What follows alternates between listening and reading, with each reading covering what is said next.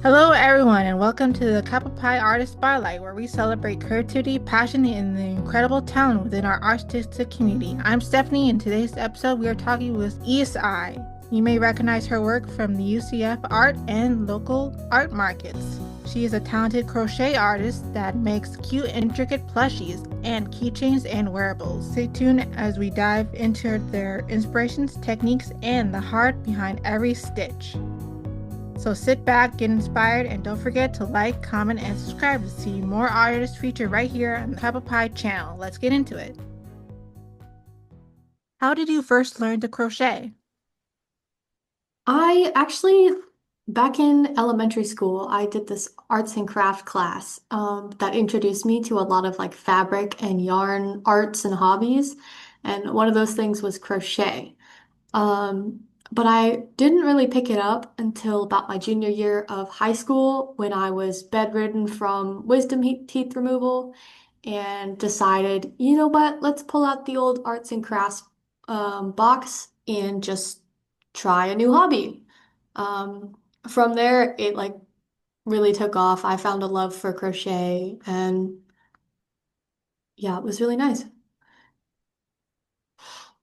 What inspired you to start a crochet-based art business? Honestly, I just like to crochet. I ended up like making a whole lot of stuff to the point where it just in kind of in a pile in my room. And I just thought, I like these things so much. I wonder if anyone else would like them. Um, and by that time, I had joined UCF and had found the art club and their art markets. And I thought, hey, that's a good place to start. How do you come up with new designs or concepts? I mostly use Instagram and YouTube like tutorials. I can find a lot of like free patterns and stuff from Instagram posts or cute little thumbnails on YouTube. Sometimes I'll come up with my own ideas or just something that I think I can like Google that's not really on like Instagram or YouTube, and I'll find like old blog posts about somebody who's already tried to like do it. Do you prefer working from patterns or creating your own? I much prefer patterns. It saves me a lot of like time and frustration of figuring it out like myself.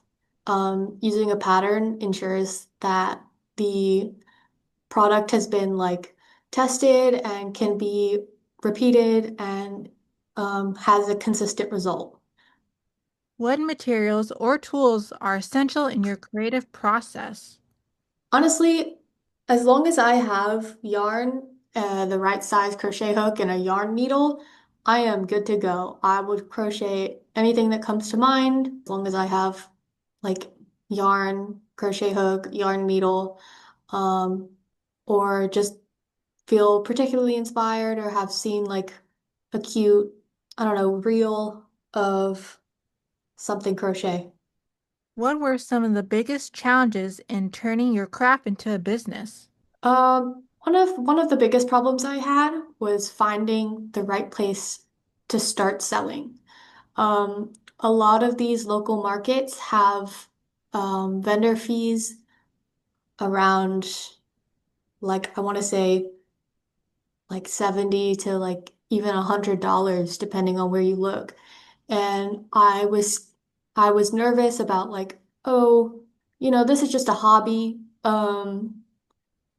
What if I don't like make back the booth fee at least, or like, I get out there and it's just like an awful experience. Um, so that was hard. Um, and another one of my biggest problems was how to like display my stuff because you go to all these local markets, you see all these other like vendors and crocheters, and you see how like clean and like well put together their displays and setups are. Um, and a lot of crochet is the look, the feel, the like kind of accessibility of your display to for customers to be able to like reach over and like pick up your things. And I was worried that, setting up would be like ugly or disorganized, and no one would want to come check out my stuff. Do you sell primarily online at markets or in shops? I sell in at just local markets. As of right now, it's the UCF Art Club's art markets and occasionally Goblin Market. I would love to sell online, but I don't think I can keep up with that kind of demand. Mm-hmm. How do you determine pricing for your handmade pieces? Oh, it's so hard. It's a judgment call because you'll see all these like crochet vloggers or influencers and like um go to the internet to see like, hey, how should I price my crochet items? And a lot of them will be like, you've gotta maximize the amount of money you can get from your customers based on cost of materials and time you spent on each piece. Um, but that just didn't really sit right with me. Because I'm selling to primarily broke college students.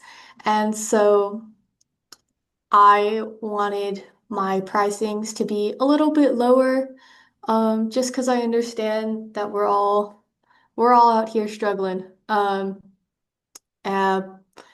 and accounting for your audience when you're selling is a very important part of a business. Mm-hmm. What are your short and long-term goals for your business? Short term, I would like to just try to branch out into more like markets. Right now, as I said, I've only done the Goblin Market and the art markets here on campus. Um, so I'd like to try out some more local markets, see, what kind of like people I can reach. But long term, I'm just hoping that I can keep doing this. I'm a pre-med student, so pretty soon I'm gonna reach a point where I will have to prioritize like my education and like internships and all that stuff over hobbies and markets, because those things take a long time. You have to spend a long time setting up, making sure you have everything, packing, going to the market. So I'm just hoping I can keep doing this because I love selling at markets. How do you stay motivated and inspired during slow periods in business? Well, since this started out as just like a hobby for me, um, slow periods don't really affect my motivation. I just like to crochet and I will continue to crochet even if no one buys from me. Um, I, as I see it, like there's always next time, there's always next market. I'm sure my pieces will reach the right person at some point. Mm-hmm.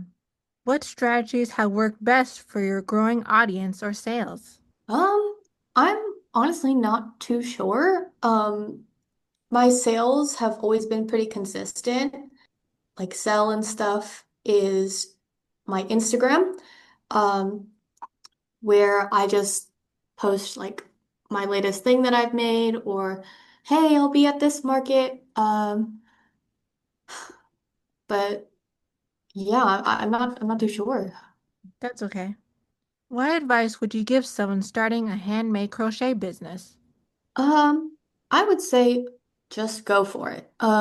If you enjoy crocheting or any other hobby that you want to sell, and if you enjoy just chatting with people, you'll definitely like vending because that's a large part. of selling your craft. And also, just I wouldn't worry too much about presentation in the beginning, like the aesthetics and of your display. It's a learning process and it's different for everyone. So you'll figure out how you want to display your stuff and how you want to brand yourself as you get more experience. What is the most rewarding about selling your products, and what is the best feedback you have received from a customer? The most rewarding part of vending at these markets is the customers, honestly. I just like to see them smile, and I like it when, people passing by, they suddenly stop and point and be like, "Oh my gosh, look so cute." Um, I like that my hobby brings happiness to myself and also others. It's a very rewarding feeling. Some of the best feedback that I've gotten from customers is actually from other crocheters. Um, we chat about, the different types of crochet things we do, and they tend to like compliment my stitch work, and, that's very validating.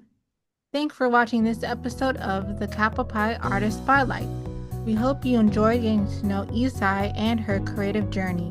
Want to see more amazing student artists and upcoming events and behind the scenes content? Scan the QR code on the screen to follow us on all our social media platforms. Stay connected, stay inspired, and support the arts. Don't forget to like, comment, and subscribe, and we'll see you next time. Thank you.